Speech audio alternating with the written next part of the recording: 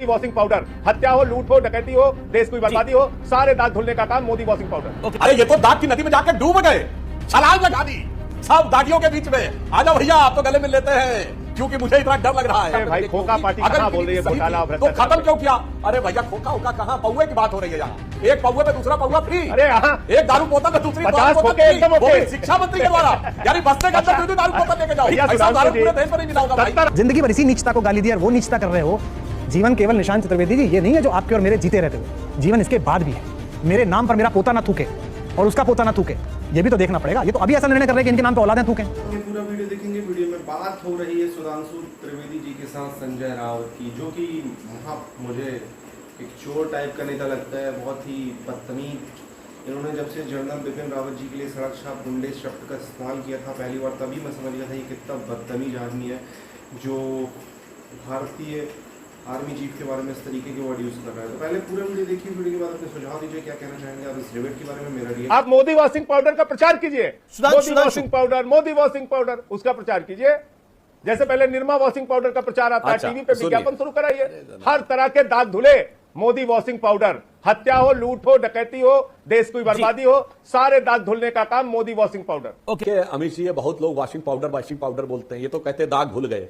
अरे ये तो दाग की नदी में जाकर डूब गए, छलांग लगा दी सब दागियों के बीच में। आजा भैया आप तो गले मिल लेते हैं, क्योंकि मुझे इतना डर लग रहा है। आपने तो वो किया जनाब, आप भारत के इतिहास की इकलौती पार्टी हैं जिसका उप मुख्यमंत्री भ्रष्टाचार के आरोप में जेल में, जिसके मंत्री ने 6 महीने मंत्रालय जेल से चलाया भ्रष्टाचार के आरोप में, सत्येंद्र जैन।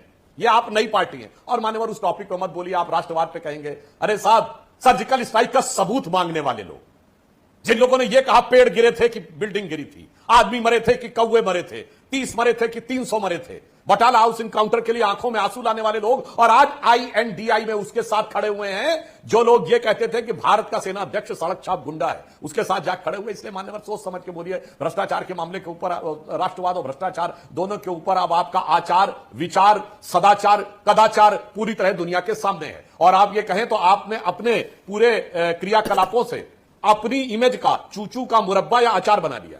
आपको इतना सब कुछ याद रहता है, आपकी मेमोरी इतनी तेज है, इतनी मेमोरी तेज है अमीश देवगन जी, आप भूल गए इंडिया की तुलना इंडियन मुजाहिदीन से और सीमेसी के हमने भारत का अपमान कर रहे थे इसके प्रधानमंत्री, इंडिया की तुलना आतंकवादी संगठन से कर रहे हैं।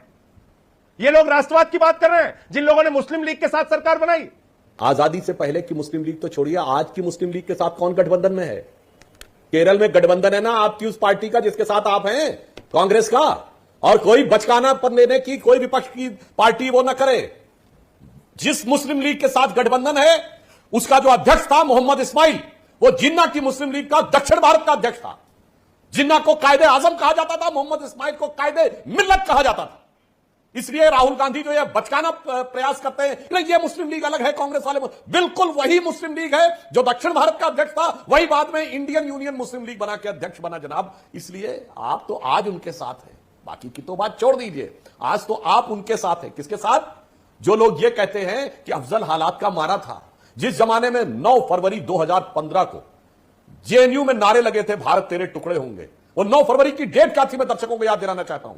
वो अफजल गुरु की बरसी थी और उसके खिलाफ, चूंकि दिल्ली में इनकी सरकार है, महीनों फाइल अटका के रखी कि उन लोगों के खिलाफ कार्रवाई न होने पाए, और घुमा फिरा के उन लोगों के साथ समर्थन लेने वाली जो पार्टियां गई थी उनके समर्थन में, आज आप उनके साथ खड़े हैं।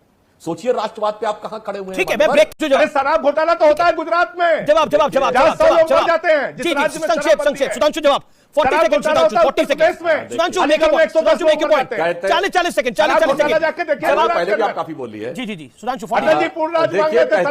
इनकी हकीकत दिल की जुबान पे आ गई।